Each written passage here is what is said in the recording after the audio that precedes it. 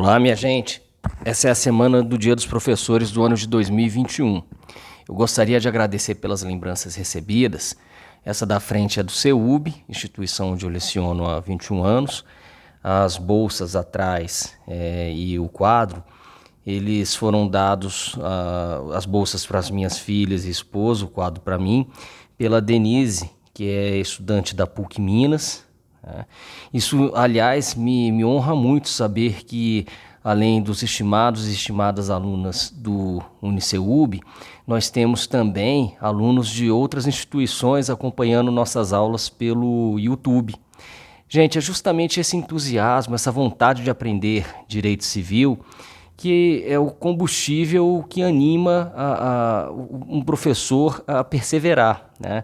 Eu fico muito feliz por isso, fico muito tocado e espero poder ter vocês ao meu lado para que possamos seguir juntos aí por muitos anos pela frente.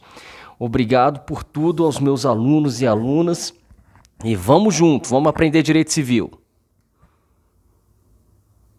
Olá, minha gente, essa é a nossa 17ª aula de obrigações. Seguindo aqui com a extinção de obrigações, vamos tratar agora de novação, né?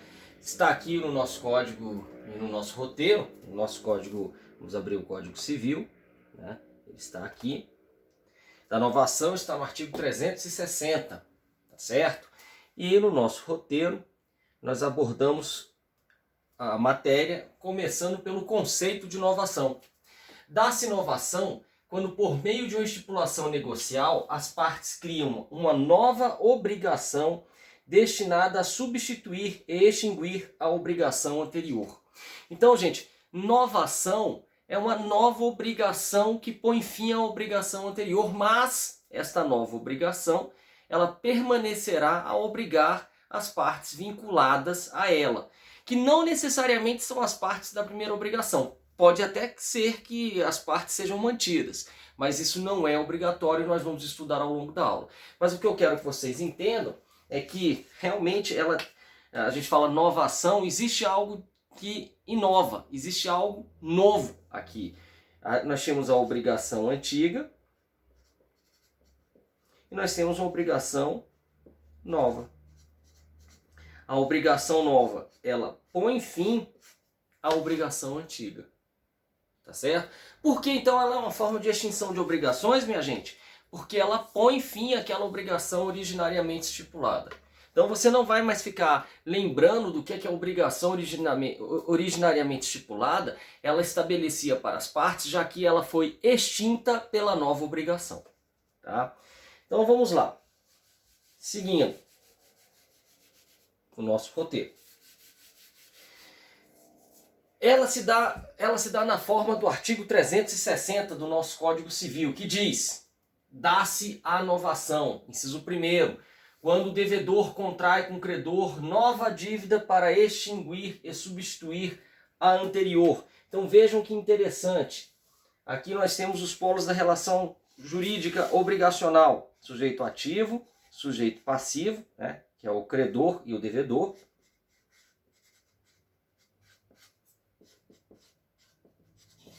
E nós temos o objeto.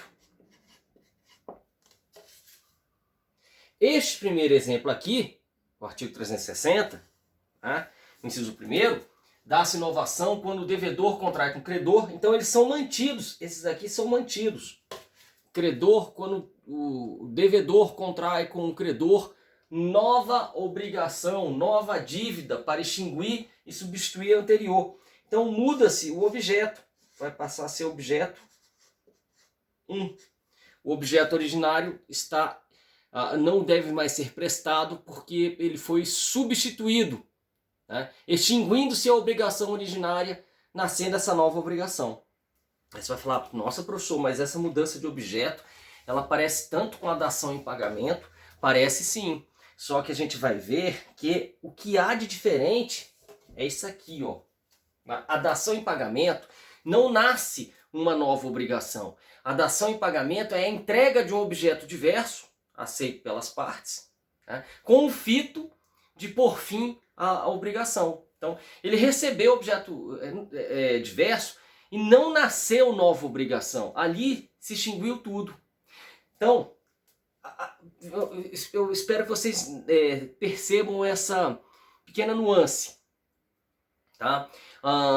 Na novação, eu prometo coisa diversa, mas a primeira obrigação é extinta, mas permanece uma obrigação ainda a ser honrada e cumprida. Na dação em pagamento, eu me entrego coisa diversa que põe fim a tudo.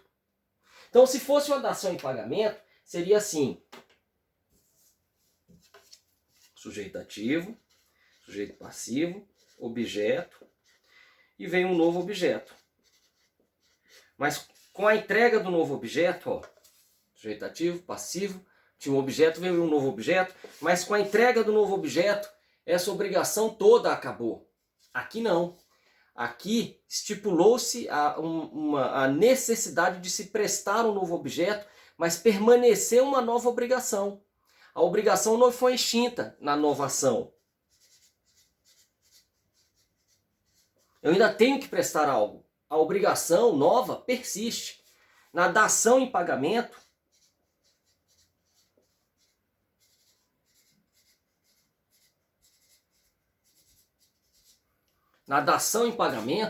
ao entregar o objeto novo, acabou tudo. Já era. Foi extinto tudo. Não persiste nova obrigação ainda a ser honrada. Beleza? Então a dação em pagamento ela se aperfeiçoa com a entrega em si do objeto diverso, pondo fim a tudo. A novação, e aqui uma novação de objeto, esta aqui é chamada novação objetiva. A novação objetiva, ela se dá com a substituição de uma obrigação antiga por uma obrigação nova, pela mudança, e o que há de diverso nessas obrigações é o objeto que muda de uma para outra. Mas ele ainda não foi prestado e a obrigação ainda não acabou. Quer dizer, a obrigação nova ainda não acabou. Acabou a obrigação velha que foi extinta para que uma nova nascesse. Mas ainda existe vínculo entre credor e devedor. Na dação em pagamento, acaba tudo. Tá? Beleza, gente? Entenderam isso? Tá? Seguindo. E a gente vai ver, a gente ainda vai aprofundar um pouquinho essa diferença. Tá? Seguindo. Segundo.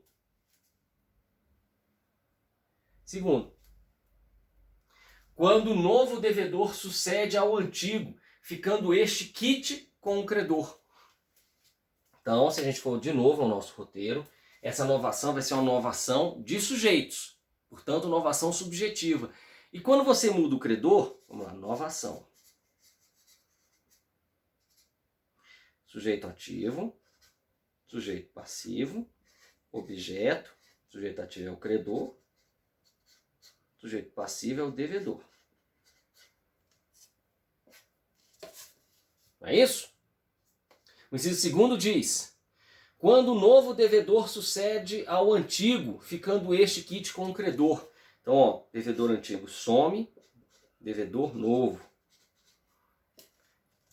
Essa novação é uma novação subjetiva. Se ela for de devedor, ela é subjetiva passiva. Se ela for de credor, ela é subjetiva ativa. Me perdoem se ao ler eu troquei esse conceito, mas é simples assim. Então, se a novação ela for do objeto, ela é uma novação objetiva. Se a novação ela for dos sujeitos, ela é subjetiva. Havendo troca de credor, subjetiva ativa, ou havendo troca de devedor, subjetiva passiva. Tá? Seguindo a lógica do nosso esqueminha aqui. Tá? Então, ó, quando eu mudo o sujeito passivo, é uma novação ter sujeitos, então é subjetiva passiva. Se eu mudo o credor, é subjetiva ativa. E se eu mudo o objeto, é novação objetiva. Eu acho que isso não tem erro. Acho que aqui nós não temos dúvidas quanto a isso. Né? Vamos lá. Seguindo, minha gente. Seguindo.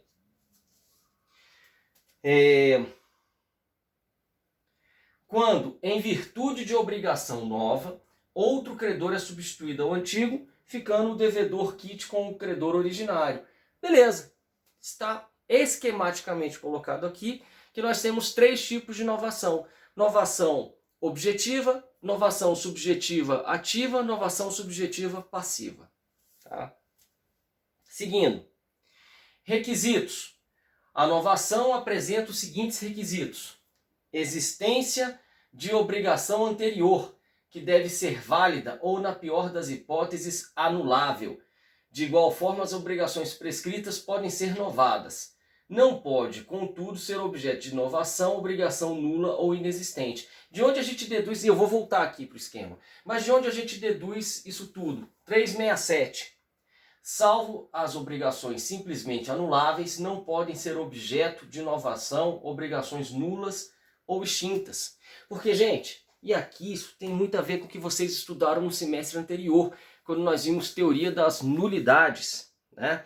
A gente viu que o que era anulável, ele podia ser ratificado, ele podia ser confirmado. E vamos aqui abrir o nosso Código Civil, só para a gente lembrar rapidamente disso.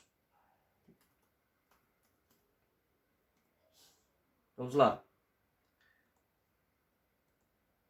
Aqui.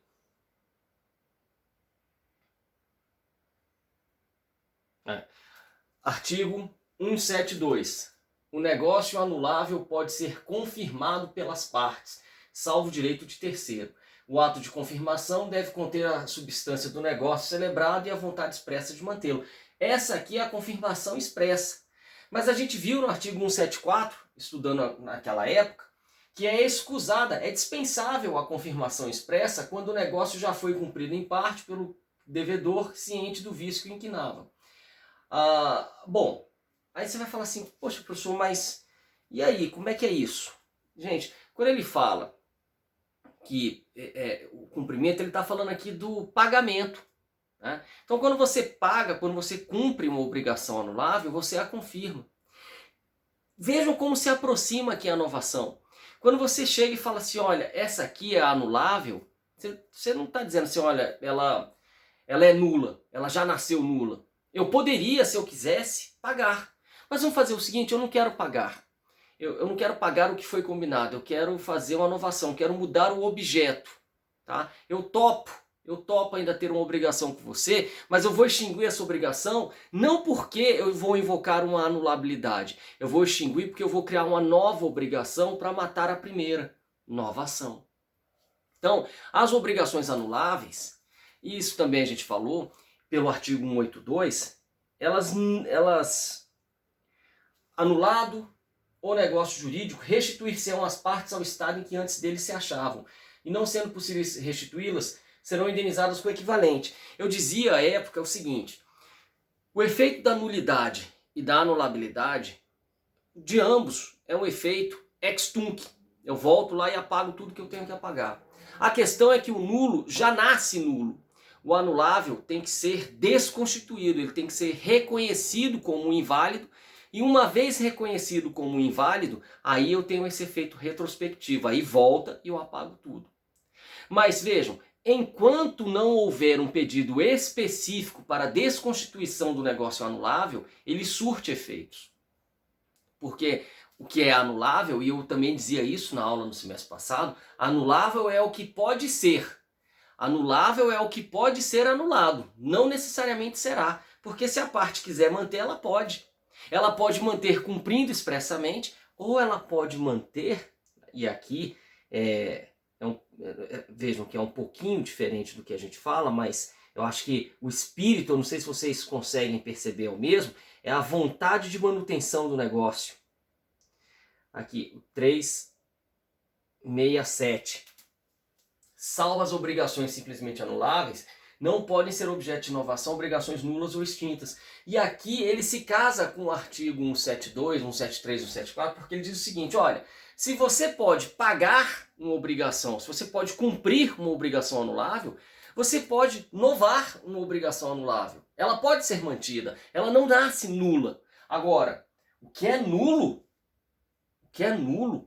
ele já nasce nulo. Então você não tem por que novar, porque o objetivo da novação é por fim a primeira obrigação. Ela já nasceu sem efeitos, porque ela é nula. Se ela for anulável, ela nasce com efeitos, podendo ser desfeita se a parte se inconformar com ela. Mas quando a parte vem e ratifica, aliás, quando a parte vem e cumpre e fala assim, ah, eu quero novar, né, ela está confirmando de certa maneira aquele negócio. Ok, gente? Beleza?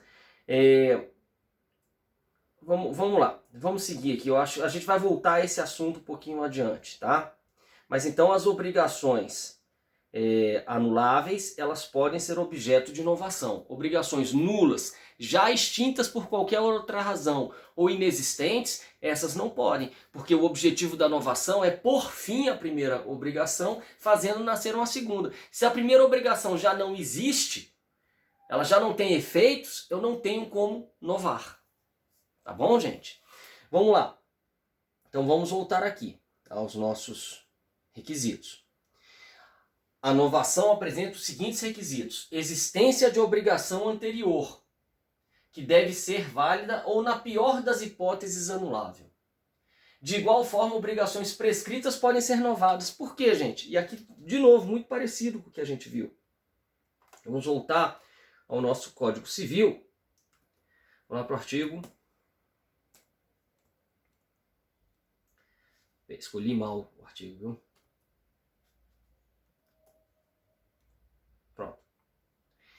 Aqui.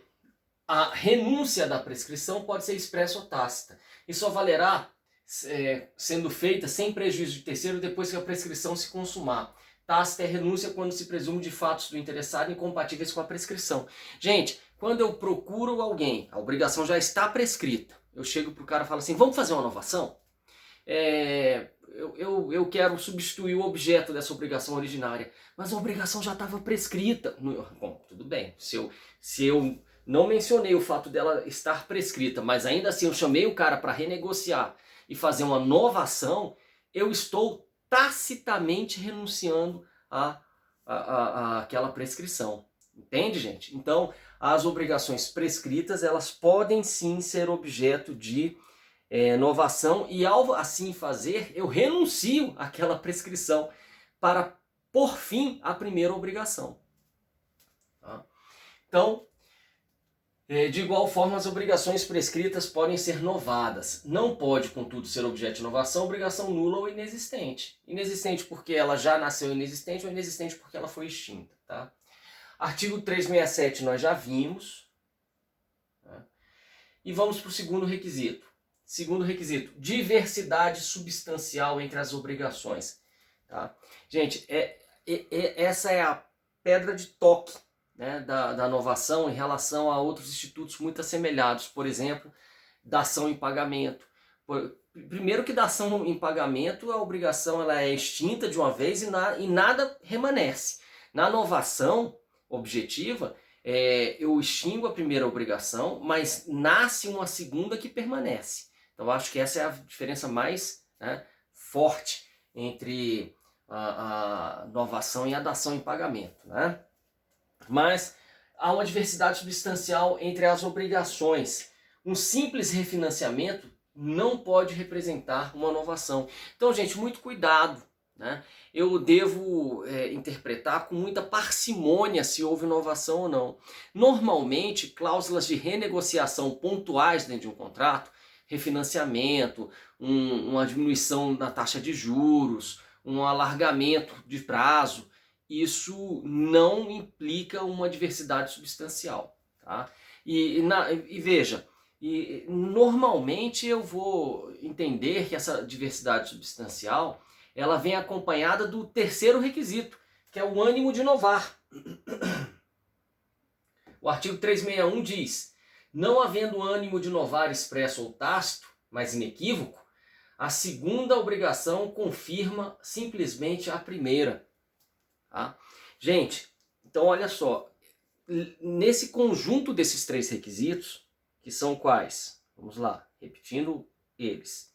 Primeiro, existência de obrigação anterior. Segundo, diversidade substancial entre as obrigações. Terceiro, ânimo de inovar. Tá? Quando eu pego e leio conjuntamente esses três requisitos, eu percebo que a inovação ela não pode ser banalizada. Se eu estou em dúvida se houve inovação da ação em pagamento, provavelmente houve dação em pagamento, porque não houve ânimos novandi. Se eu estou em dúvida, porque vejam, a novação ela aparece com outros institutos também, ela aparece com a cessão de crédito e com a assunção de dívida quando ela for uma novação subjetiva, ativa ou passiva. Ativa aparece com a cessão de crédito, passiva aparece com a assunção de dívida. Mas qual é a grande diferença entre elas? A grande diferença entre elas é o ânimo de inovar. Tá? Na cessão de crédito e na assunção de dívida, fica muito evidente que eu estou transmitindo a obrigação originária. Na novação, está evidente que eu pus fim à primeira obrigação e eu fiz nascer uma segunda. Ah, mas eu estou em dúvida, não dá para depreender muito bem isso aqui no caso concreto. Se eu estou em dúvida é porque provavelmente animus novandi não houve. Se eu estou em dúvida é porque provavelmente houve uma cessão de crédito. Se eu estou em dúvida é porque houve provavelmente uma assunção de dívida. Porque o artigo 361 ele nos diz isso. Não havendo ânimo de inovar, expresso ou tácito, mas inequívoco, a segunda obrigação confirma simplesmente a primeira. A linguagem não é boa. Quando ele fala segunda obrigação, parece que houve uma nova obrigação. Não necessariamente. O que ele quer dizer aqui é que aquele segundo negócio jurídico, ele simplesmente confirma o primeiro. E o segundo negócio jurídico pode ser um negócio jurídico modificativo. Para que haja uma nova obrigação, o segundo negócio jurídico ele teria que ser extintivo da primeira. Então o código ele não usou uma linguagem muito precisa. Então quando ele fala assim a segunda obrigação, não é exatamente segunda obrigação, é o segundo negócio jurídico praticado, ele não implica uma nova obrigação, ele apenas confirma a primeira, modificando a primeira em algum pequeno aspecto. Tá bom, gente? A redação não é boa. Ora, se não há ânimo de inovar, não se pode propriamente falar numa segunda obrigação confirmando a primeira. É isso. O que ele quer dizer é um segundo negócio jurídico que modificou a obrigação, que é a única obrigação. Tá? Bom, seguindo. Espécies de novação. A novação ela pode ser objetiva, subjetiva ou mista. Novação objetiva. Não se deve confundir com dação em pagamento. Né? E aí, gente, eu digo para vocês de novo, a dação em pagamento ela é um tiro único. Eu entreguei um objeto diverso e matou tudo que existia entre as partes. Aquela entrega quita tudo, aquela entrega diversa do objeto combinado. Na novação, como há ânimo de inovar, houve uma nova obrigação que pôs fim à primeira, mas existe ainda uma relação jurídico-obrigacional entre as partes. Tá? Agora, é mais ou menos isso também, gente. Na dúvida, eu não vou interpretar que houve novação, porque para haver novação é necessário que haja animus novandi inequívoco. Na dúvida, eu vou entender no máximo que houve uma dação em pagamento, não animus novandi. Aliás, eles adoram fazer essas perguntas em prova da ordem, em concurso, né? Eles colocam um caso lá e querem saber se houve dação em pagamento ou novação. Na dúvida, dação em pagamento, porque não houve animus novandi. Porque o animus novandi, principalmente numa prova, ele tem que ficar inequívoco. Tem que ficar muito evidente que a parte queria uma nova obrigação. Tá? Aqui eu trago um caso, esses casos de alimentos, né? Que provavelmente o devedor de alimentos ele alega tudo. Né? Ele alega que não deve mais porque já houve uma novação, porque já houve uma quitação de... Se o juiz entender que não houve novação, entenda que um papel que ele tem é uma quitação. Se ele entender que não há quitação, que ele entenda que houve compensação, pelo menos. Enfim, ele vai atirando para todos os lados para ver se livra da obrigação de pagar alimentos. E esse caso aqui do Tribunal de Justiça eu achei bem interessante. Olha só a ementa dele. Civil e processual civil, apelação civil, embargos à execução, alimentos, oferta de automóvel ao alimentando, novação de dívida não ocorrência, débito remanescente, se lascou.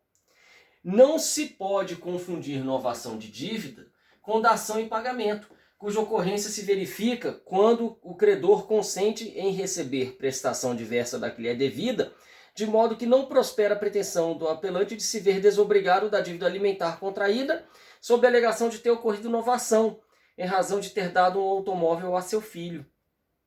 Então, ele quer... Olha a malandragem aqui. O que ele parece ter dito foi o seguinte, não sei nem se é malandragem, a gente não vai conhecer porque isso é segredo de justiça, né? Mas do jeito que a gente pode ler na ementa, parece que ele fez o seguinte.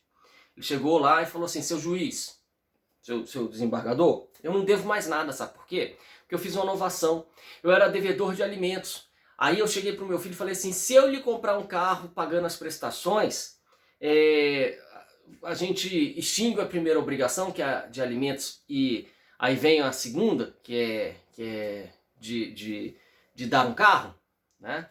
Bom, gente, animus novandi tem que ser inequívoco. Se não ficou muito claro que isso aconteceu, e assim, como é que isso aconteceria? Teria que acontecer de forma inequívoca. Então o filho teria que dizer assim, o filho já maior, ele poderia dizer assim: substitua a obrigação de alimentos consistente no pagamento mensal de dinheiro por uma nova obrigação de me entregar um carro com a assunção das parcelas pelo pai.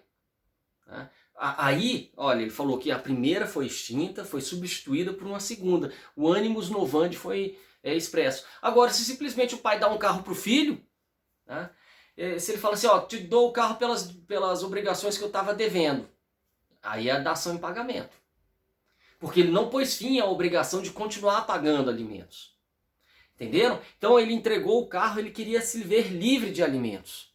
Mas aí o magistrado, pelo que está aqui na ementa, ele entendeu que no máximo pode ter ocorrido uma quitação de dívidas passadas, mas não da obrigação alimentar em si.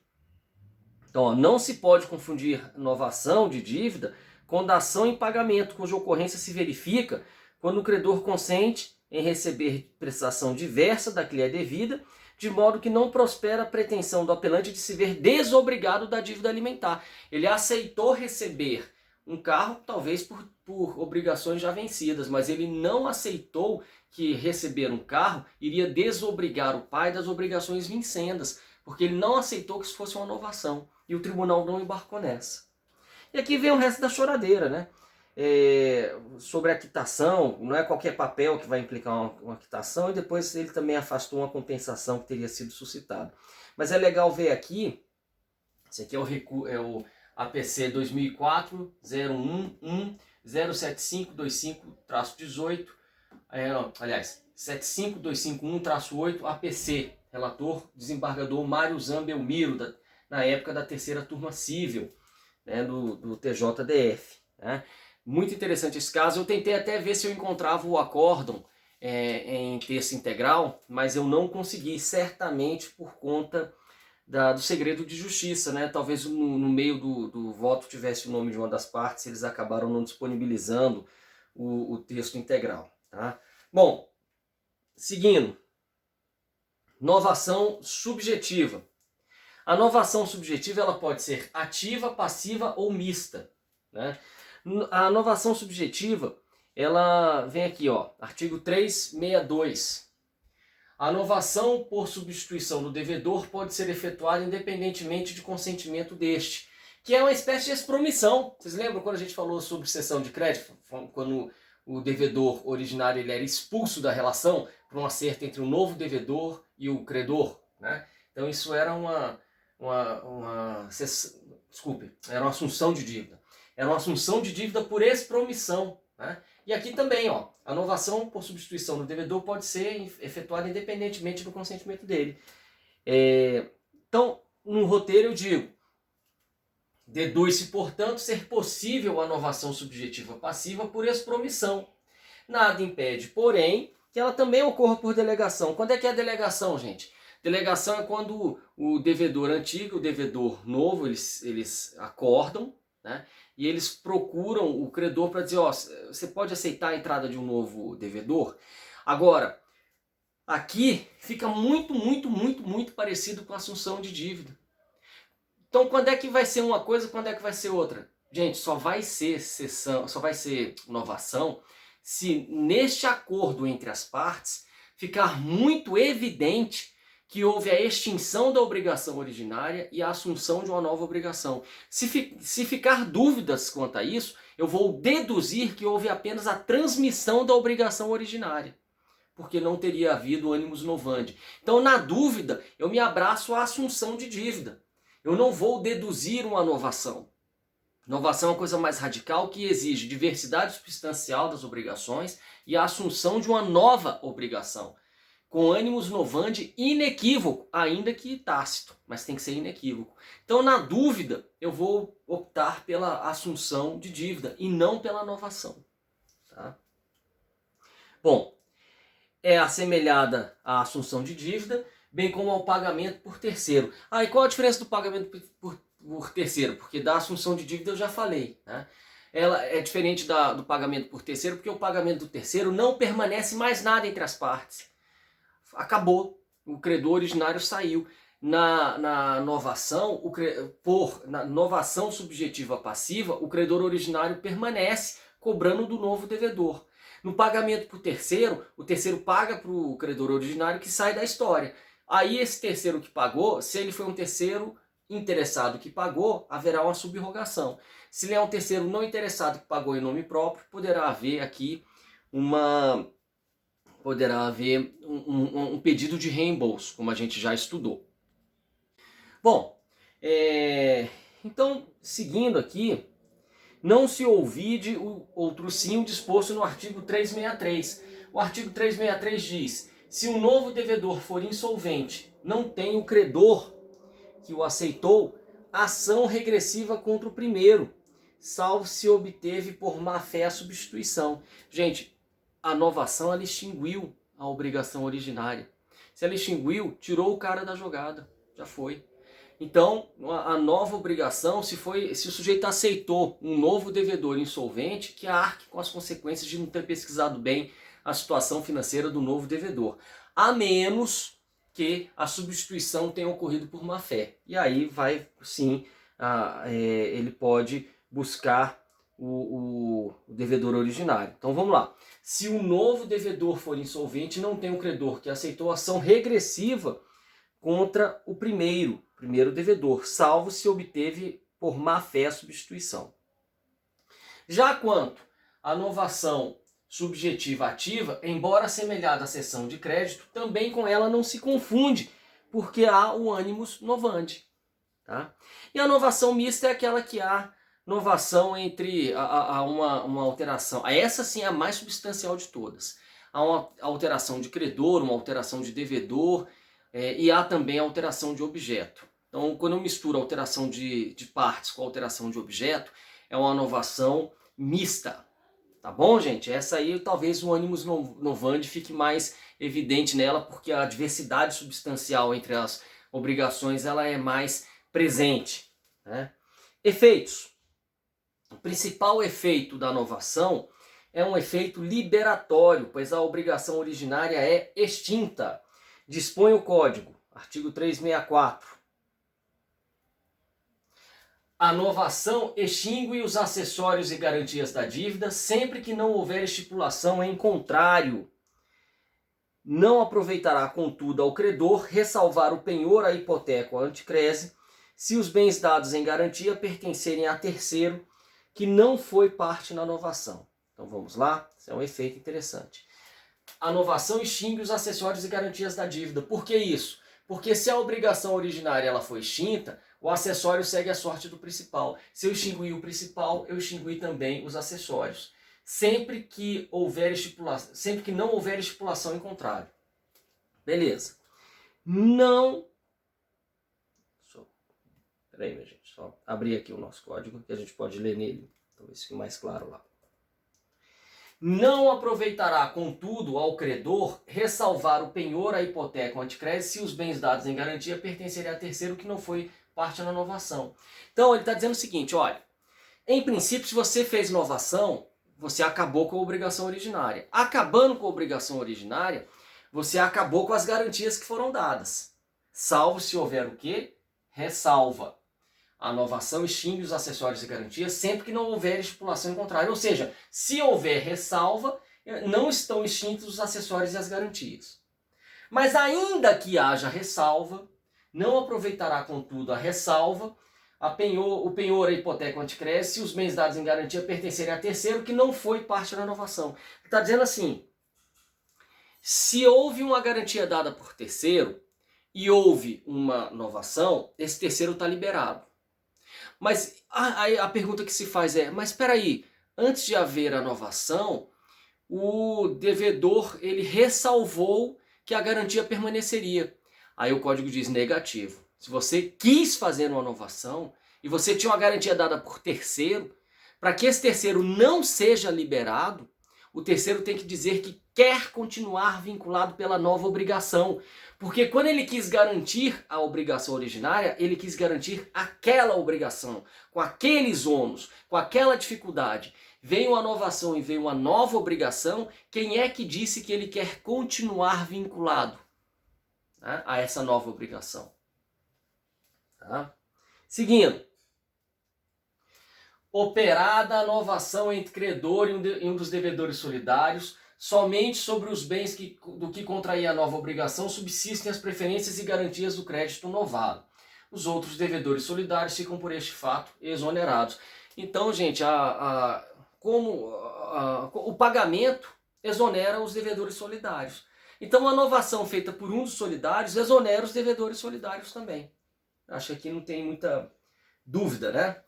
E o 366 nos diz o quê? O 366 nos diz: importa a exoneração do fiador a novação feita sem o seu consenso com o devedor principal. Que, aliás, a gente já podia até deduzir daqui do 364, mas para ficar mais claro, a vida do fiador já é tão difícil, né, gente?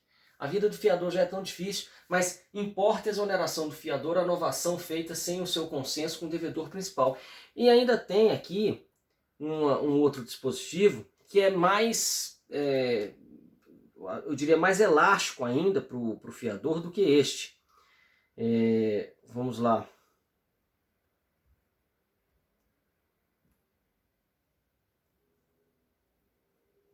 Aqui. Da extinção da fiança.